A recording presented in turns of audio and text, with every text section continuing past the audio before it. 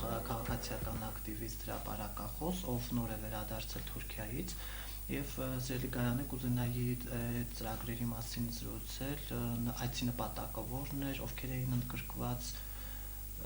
ինչ խումբեր, որ մի փոքր տպավորություններ։ Բարև ձեզ, լրագրողների խումբեր, հայ եւ թուրք լրագրողներից ձևավորված այցելությունը կազմակերպել էր Եվրասիա հիմնադրամը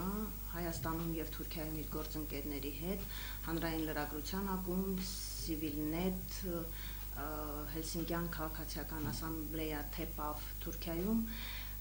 եւ այցելության նպատակը ոչ միայն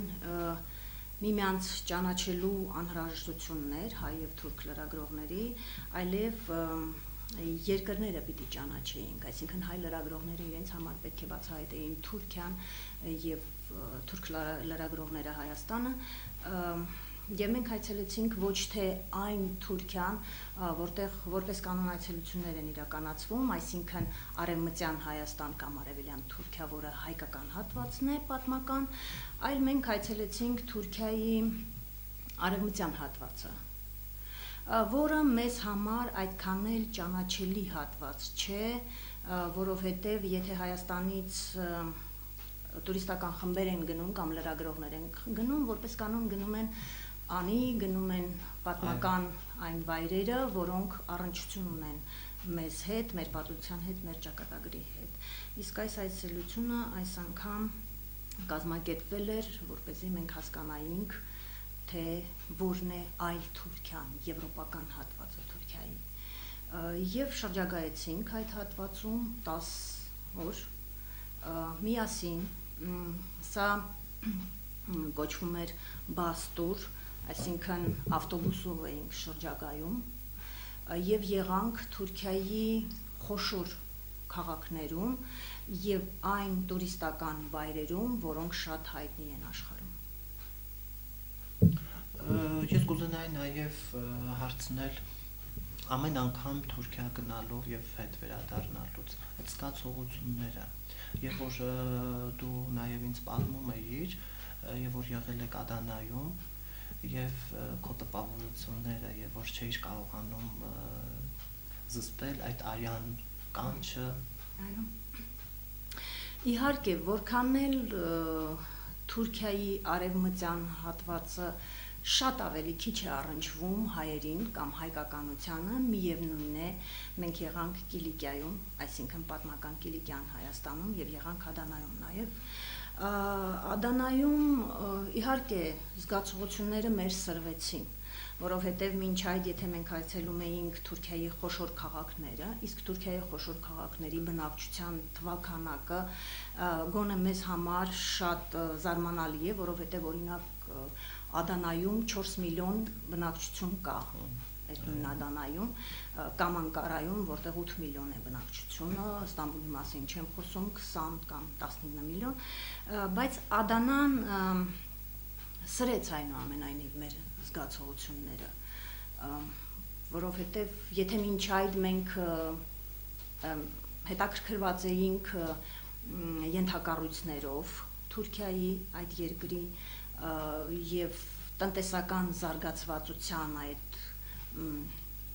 միտումներով, ապա Ադանան մեզ նորից ետ մղեց դեպի մեր պատմական հիշողություն, որովհետև եղանք հենց այն հատվածում, որտեղ եղել են այդ հայտնի ջարդերը եւ ըստ էության որտեղից սկսվել են հայկական կոտորածները եւ բնական էր, որ մենք պետք է հուզվեինք։ Թուրք լրագրողները մեզ հասկանալի պատճառներով փորձում էին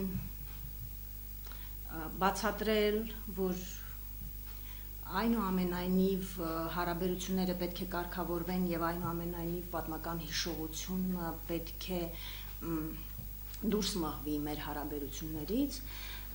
բայց մենք էլ նրանց բացատրում էինք, թե ինչ է կատարվում մեզ հետ եւ առհասարակ ինչ է տեղի ունեցել Ադանայում հայկական ջարդերի ժամանակ, որոշները տեղյակ չէին ընդհանրապես այդ մասին, որովհետև թուրքական պրոպագանդան շատ մեծ հաջողություն է արձանագրել իր բնակչության ուղեղներից մաքրելու հայկական հարցը եւ հասկանալի էր, որ որքան էլ կրթված լինեին մեր գործընկերները, որքան էլ պրոֆեսիոնալ լինեին նրանք, իսկ նրանք իսկապես շատ կիրթ, շատ պրոֆեսիոնալ լրագրողներ էին, բլոգերներ էին, այո, բայց միևնույն է շատերը չգիտեին ընդհանրապես պատմական ճշմարտությունների մասին։ Եվ Ադանան այդ առումով բացեց մի քիչ այդ թեման մեր մեջ, որովհետև այդ թեման ի սկզբանե դրված չէր։ Նորից եմ կրկնում, որ մեր այցելության նպատակը Թուրքիայի ենթակառուցվածքները, Թուրքիայի տնտեսական հզորությունը, Թուրքիան որպես զարգացող երկիր ճանաչելն էր, բայց հենց Ադանայում բացվեց մեր մեջ, լրագրողների մեջ բացվեց այդ պատմական, այդ հայկական հարցը եւ մենք խոսեցինք մեր շրջագայության ժամանակ այդ մասին եւ թուրք լրագրողները մեր միջոցով հույս ունեմ, որ ճանաչեցին, փորձեցին հասկանալ մեր դիրքորոշումը, մեր վերաբերմունքը իրենց, որը ոչ թե ագրեսիվ, ոչ թե պահանջատիրոջ վերաբերմունք էր, այլ որը նպատակ էր հետապնդում մեր միջև սկսվող երկխոսությունը մի տեսակ ազնիվ եւ ճշմարիտ հարթության վրա դնելու։ Այնպես որ Ադանան այդ իմաստով մեզ հայերիս համար շատ հուզիչ էր, մենք եղանք աղջկանաց վարժարանում, որը չէր գործում բնականաբար որպես աղջկանաց վարժարան եւ առհասարակ որպես դպրոց, այն թանգարան էր, եւ ընդհանրապես Թուրքիայում հայկական այն կառույցները, որոնք պահպանվել են, նրանք շատ խնամքով են պահպանվում եւ նրանք վերածված են թանգարանների, նրանք չեն գործում։ Եթե իհարկե խոսքը չի վերաբերվում Ստամբուլում գործող այն մի քանի եկեղեցիներին, որտեղ այնուամենայնիվ իրենց նշանակությամբ են կիրառվում։ Ես նաև կուզենայի իմանալ այնտեղ զրույցի միջոցով, մարդկանց միջոցով դու կարողանում եք ինչ-որ ձևով անդրադառնալ ցեղասպանությանը կամ հարցնել, որ եղել է նմանատիպ ինչ-որ բան, նրանք ինչքանով էին տեղյակ։ Նկատի ունեք բնակչությանը, որոնց հետ մենք շփվել ենք։ Ես պիտի ասեմ, որ բնակչության հետ դե բնական է, դու փողոցում հարցումների ժամանակ ամիջական այդ ցեղասպանության հարցը չես տալիս, բայց մենք փորձում էինք հասկանալ, թե որքանով են նրանք ճանաչում մեզ հայերիս, որտեղ է գտնվում առհասարակ Հայաստանը եւ ինչ գիտեն նրանք հայերի մասին։ Շատ դեպքերում մարդիկ էին գտնվում, որոնք շատ ջերմ ու սիրալիր էին ընդունում մեզ, իմանալով, որ Հայաստանից ենք, կային մարդիկ, որոնք դժվարությամբ էին ընկալում մեզ, զարմացած էին լինում, որ մենք հայտնվել ենք այդտեղ, ու միևնույն ժամանակ նրանք խուսանավում էին, պատճառաբանելով, որ տեղյակ չեն պատմությունից եւ ընդհանրապես Հայաստանի եւ Թուրքիայի միջև հարաբերությունները դա իրենց կառավարության գործն է, իսկ իրենք որպես հասարակ քաղաքացիներ ուրախ են իրենց երկրում հյուրընկալելու ցանկացած մեկին այլ երկրներից, այդ թվում նաև հայերի։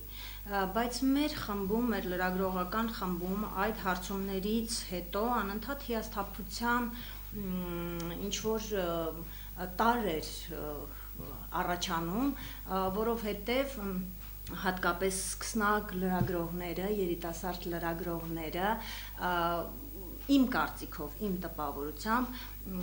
ակնկալում էին, որ ահա թուրքերը պետք է հիմա կանգնեն եւ ներողություն խնդրեն եւ կամ թուրքերը պետք է լարվեն լսելով հայկական հարցի մասին։ Իսկ ես պիտի ասեմ, որ թուրքերը, Թուրքիայի հասարակությունը, իսկ նրանք բազմազան են այնուամենայնիվ, այնտեղ կան քրդեր, այնտեղ կան լազեր, ալևիներ, տարբեր ազգերի ներկայացուցիչներ, որոնց մենք հանդիպեցինք փողոցներում, չնայած գերակա մասը թուրքեր էին, նրանք շատ հանգիստ են նրանք լարված չեն, նրանք ապրում են մի բարեկեցիկ երկրում, տնտեսապես հարուստ, այո, տնտեսապես հարուստ մի երկրում, առանց լարումների, եւ նրանք շատ հանգիստ են վերաբերում ցանկացածին, այդ թվում նաեւ հայերին, եւ ես պիտի կրկին նշեմ, որ թուրքական պրոպագանդան այս 100 տարիների ընթացքում մի այնպիսի հաջողությամբ է կարողացել մաքրել հայկական հարցը իր քաղաքացիների գիտակցությունից ու նույնիսկ կարելի ասել ենթագիտակցությունից, որ այդ հարցը ընդհանրապես չկա էլ այնտեղ, գիտեք, այդ ժողովուրդը հանգիստ ապրում է իր համար եւ այդ ժողովուրդը ապավինած է իր իշխանություններին։ Այլ բան է, որ այնուամենայնիվ հանուն արդարության ես պիտի նշեմ, որ հատկապես Հրանտ Դինքի սպանությունից հետո Թուրքիայում բարձրացել է այդ ալիքը եւ ինտելեկտուալների մեջ շրջանակ, ազատ մտածողների մեջ շրջանակ կա, որոնք փորձում են վերհանել այդ հարցը եւ փորձում են իրենց իշխանություններին պարտադրել ընդունելու այդ հարցը եւ լուծելու այդ խնդիրը հանուն երկու ժողովուրդների միջև բարեկամության եւ հանուն երկու ժողովուրդների միջև շփումների, բայց որքան էլ նրանք շատ են, իսկ նրանք շատ են, ես առիթ եմ ունեցել ասելու, որ նրանք ծախականներն են, նրանք անարխիստներն են, նրանք մտավորականներն են, համալսարանի դասախոսներն են,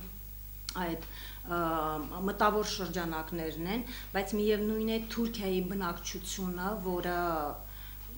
կարծեմ 80 միլիոն է, եթե չեմ սխալվում, միևնույն է այդ բնակչության թվաքանակը իր այդ պետական պրոպագանդայի շնորհիվ գերազանցում է այդ մարդկանց շրջանակը, բայց պիտի նշեմ, որ այդ հարցը միտում է գրանցել հայերի հետ բարեկամանալու եւ իրենց այդ պատմական ոճրագործությունը, որի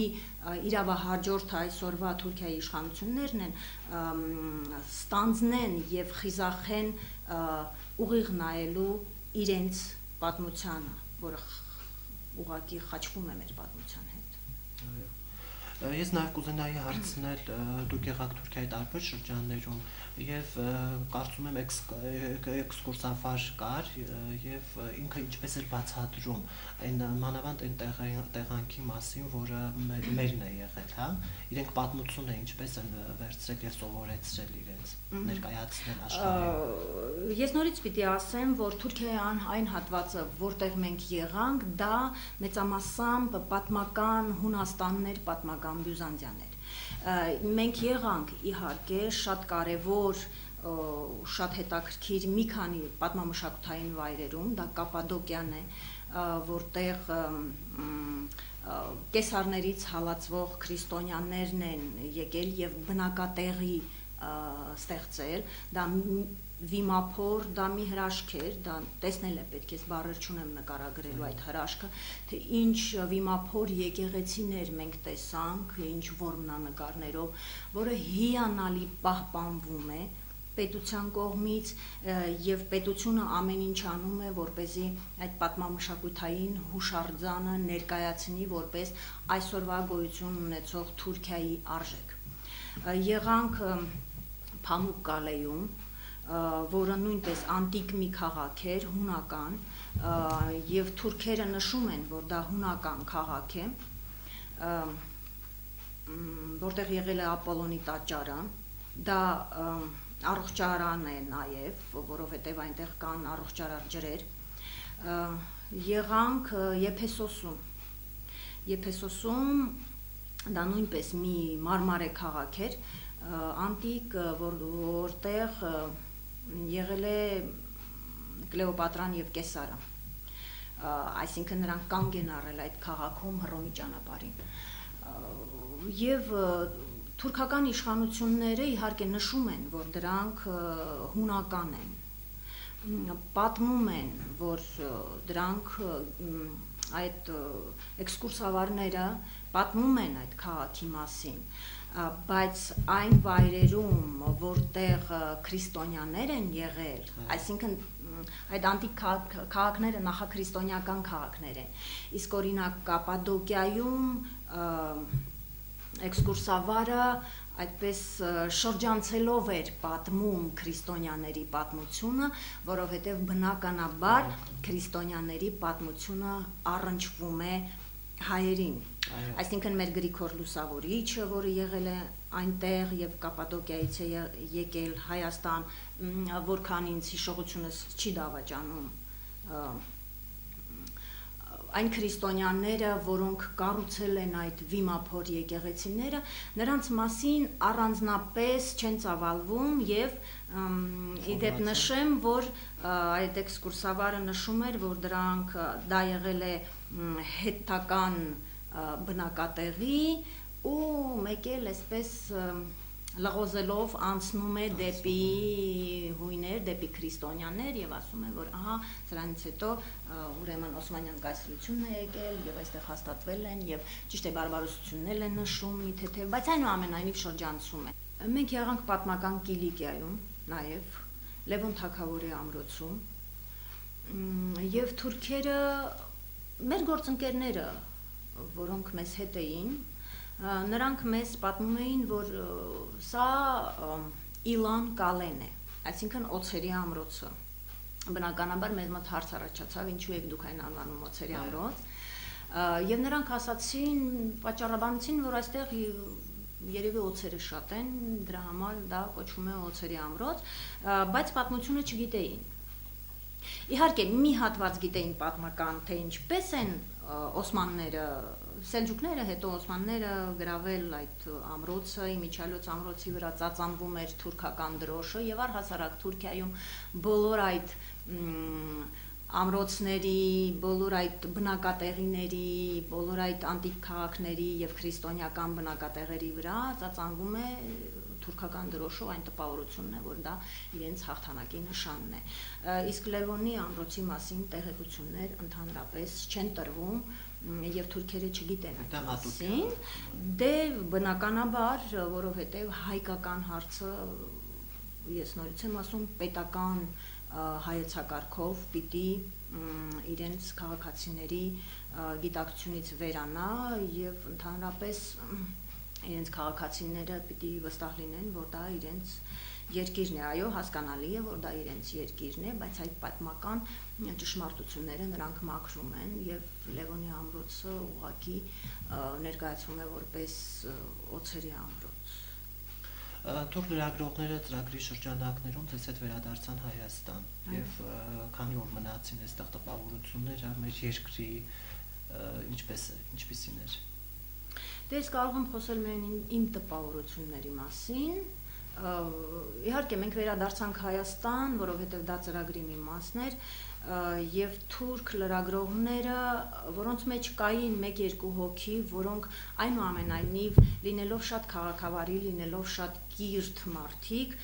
զգացվում էր, որ նրանք իրենց պետական պրոպագանդայի արդյունքում միգուցե կամ հետևանքով այդ ժխտողականության դիրքերից են հանդես գալիս, չնայած դրանք դա շատ նուրբ էին անում, այն իմաստով, որ օրինակ ասում էին ինչու եք ասենք ցեղասպանություն բառը օգտագործում, միգուցե այդ բառը մեկ այլ բառով փոխարինեք, միգուցե մեղմացնեք, բան, այսինքն նկատելի էր, որ նրանք պետական ապարատի դիրքերից են հանդես գալիս, բայց նույնիսկ նրանք այցելելով Հայաստան իմ կարծիքով մի քիչ փոխեցին իրենց պատկերացումները, իրենց դիրքորոշումները, այն իմաստով, որ մենք նախ այցելեցինք ցեղասպանության թանգարան եւ հանդիպեցինք թանգարանի տնօրենի հետ, Հայկ Դեմոյանի հետ, նա մեզ ընդունեց սիրով եւ պատասխանեց թուրք լրագրողների հարցերին, որոնք ուղղակի շատ հարցեր ունեն։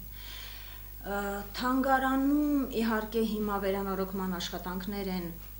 պատրաստվում ենք այդ չարաբաստիկ 100-ամյակին, բայց այնտեղ մի փոքրիկ ցուցադրություն կար, որը մեր թանգարանի ցուցանմուշները երևի շատ չնչին տոկոսներ, բայց միևնույն ժամանակ այդ ցուցադրությունը նկատելի էր, որ ազդեց մեր թուրք գործընկերների վրա, այն իմաստով, որ նրանք փաստերի առնչվեցին, նրանք առերեսվեցին այն փաստերին, որոնք ուղղակի անժխտելի են, եւ շատ տարբեր զգացողություններ առաջացրեց այդ ցուցադրությունը նրանց մոտ։ Իհարկե երիտասարդները հազիվ էին զսպում իրենց արդյունքները եւ հետո մեզ մոտեցան ու ասացին, որ իրենք չգիտեին, որ դա սոսկալի մի պատմություն է եւ նրանք իրենց շատ վատ են զգում իրենց այդ նախնիների արարքի համար, նրանք, որոնք այդ ժխտողականության դիրքերից էին եկել Հայաստան, կրկին փոխեցին իրենց կարծիքները, իրենց դիրքորոշումը, որովհետև այդ փաստերը ժխտելն ուղղակի անհնար է, հասկանում եք։ Եվ ես կարծում եմ, որ հենց նրանք, որոնք շատ հայտնի լրատվամիջոցներում աշխատող լրագրողներ են, նրանք այնուամենայնիվ կմտածեն այդ մասին եւ նրանք կվերանայեն իրենց պատմությունը, իրենց անցյալը եւ նրանց մոտ իհարկե առաջացել էր այդ գաղափարը պահպանել հարաբերությունները եւ նրանք նույնպես արտահայտվում էին մեր երկու երկրների միջև սահմանների վերացման օգտին եւ երկու ժողովուրդների հարաբերությունների կարգավորման օգտին եւ ես դա ամենամեծ արդյունքն եմ համարում այս ծրագրի, որովհետեւ երբ որ մարդիկ շփվում են, երբ որ մարդիկ հասկանում են միմյանց, այդ անջրպետները վերանալու միտումներ են գրանցվում։ Շնորհակալություն Գայանե հաճելի զրույցի համար, ցավում եմ, որ ժամանակը չի ներում երկար կարող ենք զրուցել այս թեմայով եւ տպավորությունները բավականին հետաքրքիր էր, զգացողությունները նույնպես։ Շնորհակալություն, ստեսին։ Շնորհակալություն։